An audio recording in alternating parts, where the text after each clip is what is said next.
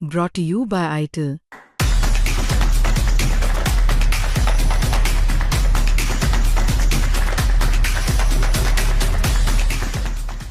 हरीश 13 सालों से death bed पर था और कल सुप्रीम कोर्ट का ऐतिहासिक फैसला है जिसमें हमने देखा किस तरह से सुप्रीम कोर्ट ने उनके पिता की याचिका को मंजूर कर लिया, जिसमें उनके पिता ने दरख्वास्त की थी कोर्ट से कि इस मामले में इच्छा मृत्यु की जो उनकी याचिका है उसको मंजूर किया जाए, और इसको कोर्ट ने मान लिया। बहुत बड़ा फैसला है।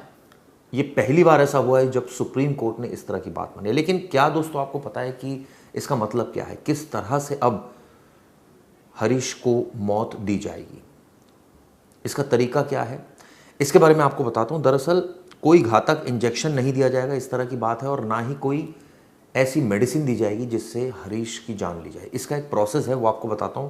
हम सबको पता है कि all India institute of medical sciences यानी एम्स के जो पेलिएटिव केयर सेंटर है वहाँ पर उसको भर्ती कराया जाएगा। वहाँ की एक रिपोर्ट भी आई थी जिसमें उसको कहा गया था कि वो ठीक नहीं हो सकता। ऐसे में डॉक्टरों का जो पैनल है वो पूरा बाकायदा मूल्यांकन करेगा क्या स्थिति है पूरे मरीज़ की, और उसके बाद ये पुष्ट करेगा कि उसके ठीक होने की संभावना है या नहीं। आप सोचिए परिवार के लिए कितना दुखद बात है कि इतना लगातार वो इतने सालों से गम झेल रहा है। अब इसी वजह से सुप्रीम कोर्ट ने भी शायद ये सोचा कि एक बार गम देना ज़्यादा सही है, बार बार इतने लंबे समय तक गम देना ठीक नहीं है। हम सबको पता है कि मरीज़ को जीवित रखने के लिए कई मेडिकल सपोर्ट्स लगाए जाते हैं, जिसमें वेंटिलेटर होता है, ऑक्सीजन सपोर्ट होता है, फीडिंग ट्यूब होती है, ये ऐसी तमाम चीज़ें होती है। लेकिन अब धीरे धीरे वेंटिलेटर जिससे शरीर के ऑर्गन्स चल रहे हैं उसको हटाया जाएगा। इसके अलावा फीडिंग ट्यूब को हटाई जाएगी, ऑक्सीजन सपोर्ट है उसको हटाया जाएगा, और उसके बाद यानी इलाज को वापस ले लेना इसको कहा जाता है। इसको एक प्रॉपर टर्म जो कहा गया वो इलाज को वापस ले लेना। इसमें इसके बाद शरीर को उसके हाल पर छोड़ दिया जाएगा। ऑब्वियसली ऐसे में शरीर में कुछ दर्द या उसके जो साइड इफ़ेक्ट शुरू होंगे तो उनके लिए मेडिसिन दी जाएगी बाकायदा उन दर्द को कम करने के लिए, यानी अंतिम समय में कम से कम पीड़ा हो इसका ध्यान रखा जाएगा, और इस तरह से मौत जो है वो आ जाएगी। अब ये देखना होगा कि वो कितने दिनों में मौत आती है। कई बार ऐसा होता है कि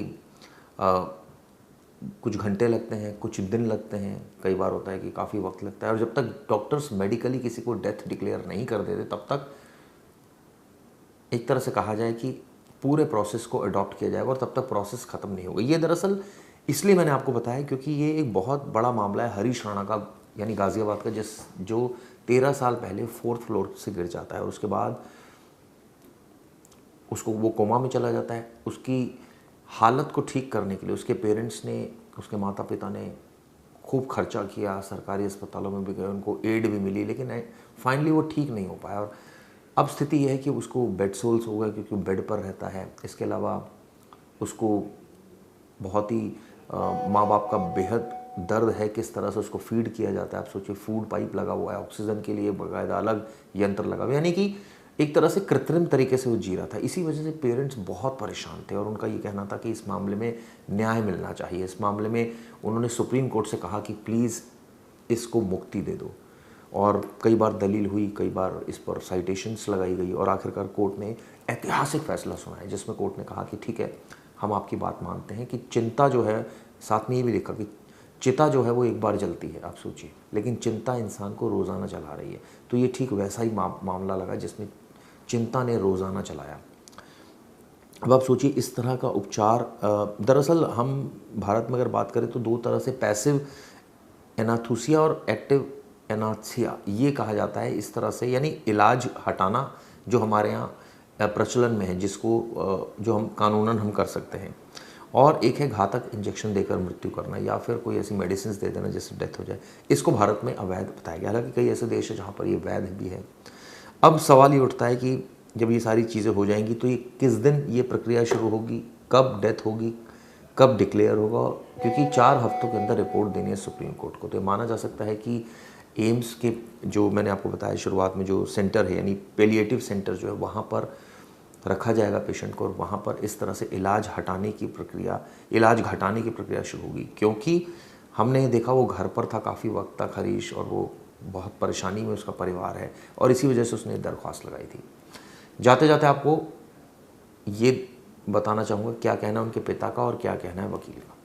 हमारी जो मैडम थी उनके मन में संकल्प उठा आज से 4 साल पहले कि आप प्रधानमंत्री को कहो या राष्ट्रपति को कहो। मैंने कहा भाई ऐसे हो नहीं सकता है, परंतु चलो जैसे भी हमने फिर अपने जो भी है, हमारी मैं एक संस्था से जुड़ा हुआ ब्रह्मा कुमारी से, दीदी को बताया, दीदी ने एक वकील को भेजा, मनीष जैन उनका नाम है। तो हाई कोर्ट तक गए, परंतु वो गलत, चलो जो भी था अच्छा हुआ। उसके बाद हम सुप्रीम कोर्ट में किया, सुप्रीम कोर्ट से भी हम सरकारी न्यायाधीशों का, सर्वोच्च अदालत के जो भी न्यायाधीश रहे उनका हम कोटि कोटि धन्यवाद करते हैं। उन्होंने स्टेट गवर्नमेंट को अच्छे ऑर्डर दिए, परंतु ऑर्डर आदेश तो पारित सर्वोच्च न्यायालय से हो जाते हैं, परंतु जब व्यवहारिक रूप में आते हैं तो उन आदेशों का पालन ठीक ढंग से नहीं किया जाता है। चलो जो भी है, हम धन्यवाद करते हैं उन अभिवक्ताओं का भी, उन मुख्य चिकित्सकों का भी, उप चिकित्सकों का भी सहयोग मिला हमें, परंतु हम सेटिस्फाइड। हम दोनों बूढ़े हो रहे हैं, 63 साल मेरी उम्र हो रही है, 60 के लगभग उसकी हो रही है। न्यायाधीश ने तो बोर्ड बिठाए, यहाँ के सीएमओ आए, गाजियाबाद के आए, नोएडा के आए, मेरठ के आए, परंतु हमने बोले नहीं जी एम्स का बोर्ड बिठाओ। उन्होंने हमारे लिए एम्स का भी बोर्ड, एम्स की रिपोर्ट ली, एम्स में लड़के को ले जाया गया, उन्होंने चेक किया, उसके बाद उन्होंने ब्रेन डेड उसका डिक्लेयर किया। उसके बाद हमें 13 जनवरी को न्यायाधीश ने अपने सामने हमें बुलाया, तो गोपनीय मीटिंग हुई हमारी।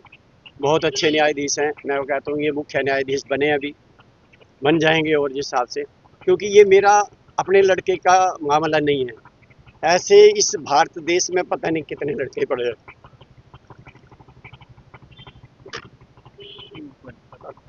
तो हम चाहते हैं कि सबका भला हो, कल्याण हो। तो इस जनहित के हेतु हमने ये स्टेप उठाया कि ऐसा होना चाहिए मेरे जज साहब को। उन्होंने उसके बाद 15 को जजमेंट होनी थी। उसके बाद ये रूल जो इंडिया में आज लागू हुआ, ये 7 देशों में भी लागू है, जो आज ये लागू है, परंतु कितने लोगों का इसके द्वारा भला होगा। मैं एक पिता होने के नाते, आप भी बच्चों के पिता होंगे, कितना दुख होता होगा। तो दुख तो हर माता पिता बिल्कुल, ये क्षति इसकी कोई पूर्ति नहीं कर पाएगा, लेकिन हाँ। अपने तो औरों के लिए भी अब जो ये काम किया है, अब देखो बेटा छोटा आएगा जो सेवा करता है, सुबह 5 बजे 4:30 बजे उठता है, वो उसकी फिजियोथेरेपी करते हैं, हम अपने आप करते हैं। हालांकि चीफ ऑफ जस्टिस चंद्रचूड़ ने तो हमें फिजियोथेरेपी भी अलाउड किया था, नर्स भी अलाउड की थी, परंतु यहाँ मैंने बोला ना भी व्यावहारिक तरीके में से 15 दिन फिजियोथेरेपी आया, नर्स तो चलो हमने मना किया, कहाँ इतना छोटा मकान है, बड़ा मकान तो है नहीं, तो हमें सुविधाएं दी, इसके लिए हम कोटि कोटि धन्यवाद करते हैं।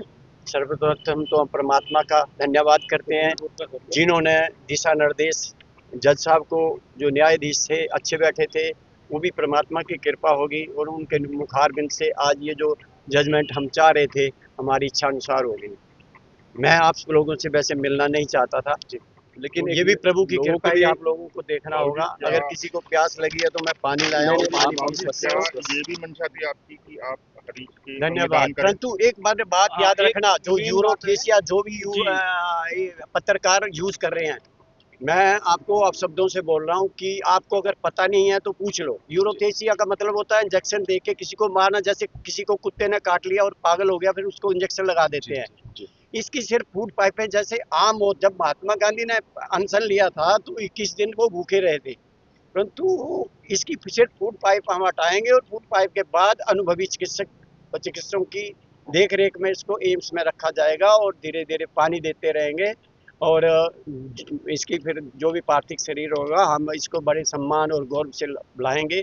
हमें खुशी भी है, खुशी इस बात की है कि चलो इस भारत देश में पता नहीं, हर स्टेट में पता नहीं कितने ऐसे लोग हैं, उनका भला होगा। दुख इस बात है कि सिविल इंजीनियरिंग कर रहा था और टॉपर था चंडीगढ़ यूनिवर्सिटी का, 2 कंपटीशन जीत चुका था और तीसरा इसने पंजाब यूनिवर्सिटी में जीतना था।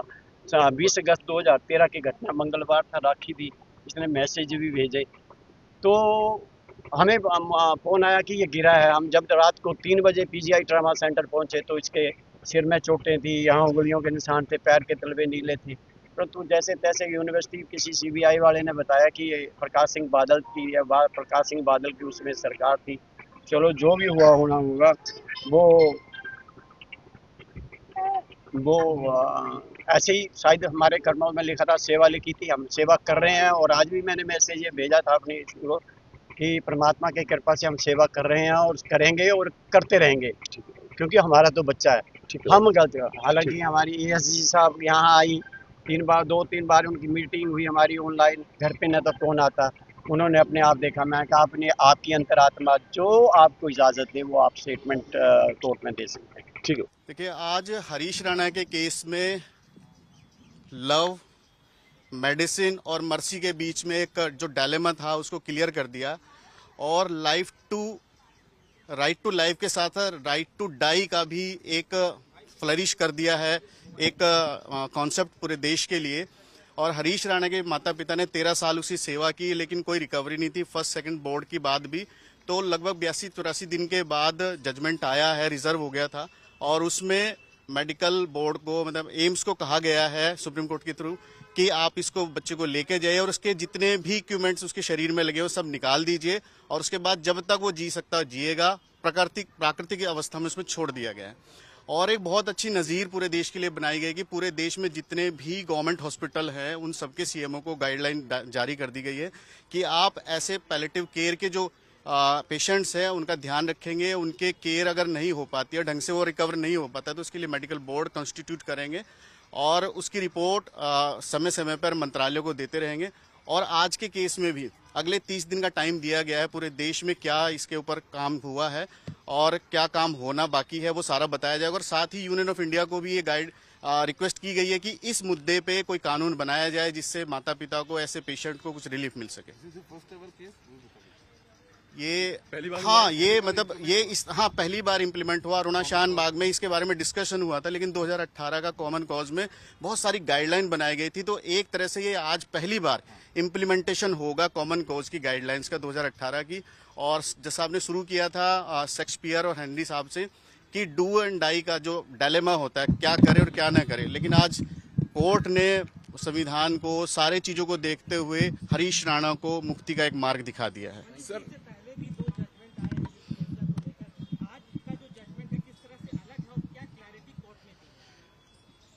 जजमेंट अलग नहीं है, ये साइमल्टेनियसली स्टेप बाय स्टेप हुआ है। पहले अरुणा शान बाग में डिस्कस हुआ था, उसके बाद कॉमन कॉज में और अच्छे से डिस्कस हुआ था, और आज और भी ज्यादा स्टेप बाय स्टेप डिस्कस हो गया है। और ऐसे पेशेंट जिनकी रिकवरी का कोई स्कोप ना हो, उनको इतने लंबे टाइम तक नहीं रखा जाना चाहिए। उसके ऊपर मेडिकल बोर्ड बनना चाहिए, उसकी रिपोर्ट आनी चाहिए, और अकॉर्डिंगली उस पे मेडिकल बोर्ड को, डॉक्टर्स को अपनी ओपिनियन देके उसके साथ न्याय करना चाहिए। सर, हरीश राणा की बता दीजिए कि क्या स्थिति थी, कैसे थे, कब से वो मामला क्या था पूरा? नॉर्मली 21 साल की एज में वो बीटेक पढ़ने के लिए पंजाब यूनिवर्सिटी गया था, चंडीगढ़ में था। वहां से 4th फ्लोर पे, फर्स्ट ईयर में ही 4th फ्लोर पे से वो गिरा दिया गया। उसके गर्दन में बहुत सीवियर चोट लगी, मतलब पूरा हेड इंजर हो गया, और तब से ही वो 100% पैलेटिव केयर पे चला गया, मतलब कोई रिकवरी के चांस नहीं थे। और 20 अगस्त 2013 की ये बात है, और आज हम 2026 में खड़े हैं। 13 साल की लगातार मेहनत से सारी तरह की जितनी भी एडवांस चीजें अवेलेबल है मेडिकल साइंस की, सारी यूज की गई, लेकिन कोई भी रिलीफ नहीं मिला। तब हम सुप्रीम कोर्ट आए, इससे पहले हम हाई कोर्ट गए थे, हाई कोर्ट ने रिजेक्ट किया, उसके बाद सुप्रीम कोर्ट आया, उसके बाद भी सुप्रीम कोर्ट से भी एक रिलीफ मिली थी। अब 3rd स्टेप में हम एमए में आए थे मिसलेनियस एप्लीकेशन लेके, और जिसे अलाउ कर दिया गया। देखिए, सबसे ज्यादा होती है अपने बच्चों के लिए माँ बाप को कि उसकी केयर हो जाए। मेडिकली वो नहीं सेटल हो पा रहा था, ना ही रिकवरी हो रही थी। 13 साल से सिर्फ सेवा सेवा सेवा और कुछ भी नहीं, कोई सिंगल रिएक्शन नहीं। और एक माता पिता के लिए सामने उसका बच्चा जिंदा लाश बन कर है, उससे बड़ी विपदा कुछ नहीं हो सकती एक माँ बाप के लिए। तो कोर्ट ने परिवार वालों की बड़ी, हाँ, परिवार वालों की बहुत धैर्य की तारीफ करी, इतनी ज्यादा करी, और बनता भी है। इतना सेवा आज के टाइम में, इतनी सेवा करना, ये अपने आप में बहुत आउटस्टैंडिंग बात है। तो वो करी है, तो कोर्ट ने भी उसे अप्रिशिएट किया, और पूरा देश अप्रिशिएट कर रहा है।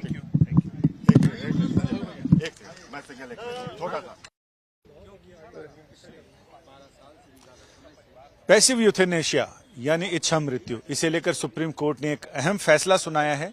जस्टिस जेबी पारदीवाला और जस्टिस केवी विश्वनाथन की पीठ ने इस मामले में 2018 में दिए गए अरुणा शान बाग के फैसले को आधार बनाते हुए अपना निर्णय इसे और आगे बढ़ाया है। हमारे साथ हरीश राणा के वकील मनीष जैन हैं। मनीष जी, कितना अहम है ये फैसला और कितना भविष्योन्मुखी है?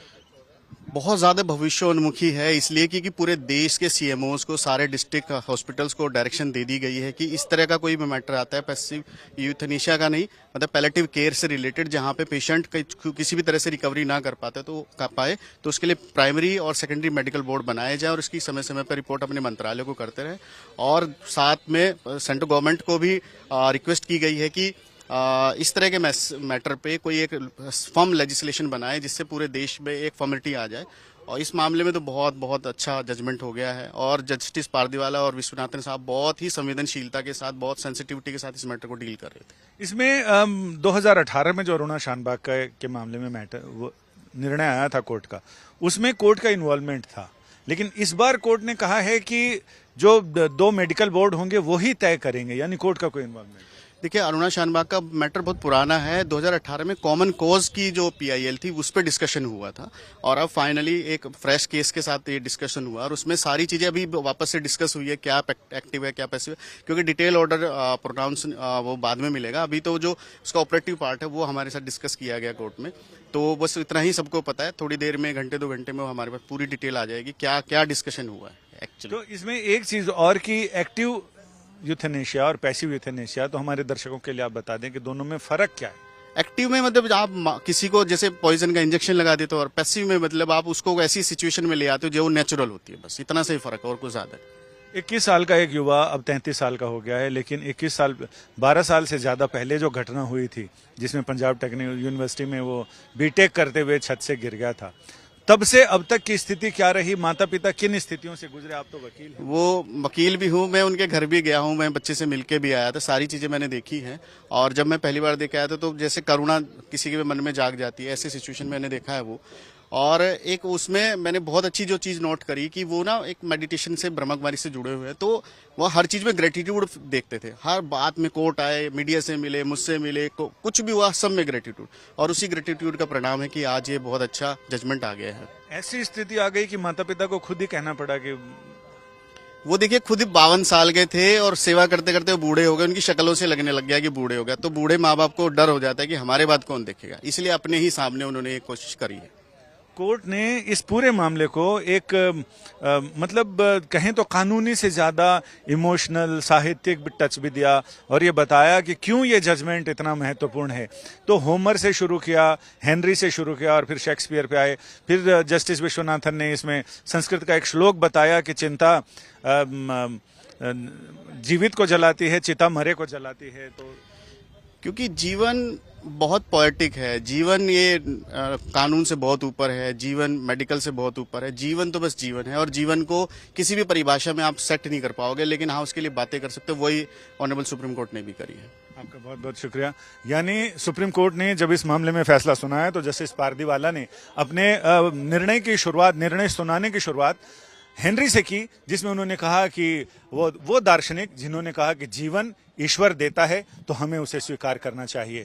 और साथ ही फिर शेक्सपियर को उद्धृत किया, उन्होंने कहा कि टू बी और नॉट टू बी, कि जीवन जिया जाए, क्या किया जाए, यानी जो एक जीवन की उहापोह है उसके बारे में बताया। और जब जस्टिस विश्वनाथन ने अपना निर्णय सुनाया तो उन्होंने ये कहा कि चिंता और चिता में एक बिंदु मात्र का फर्क है, लेकिन चिता निर्जीव को जलाती है और चिंता जीवन को जलाती है, यानी जीवित व्यक्ति को जलाती है।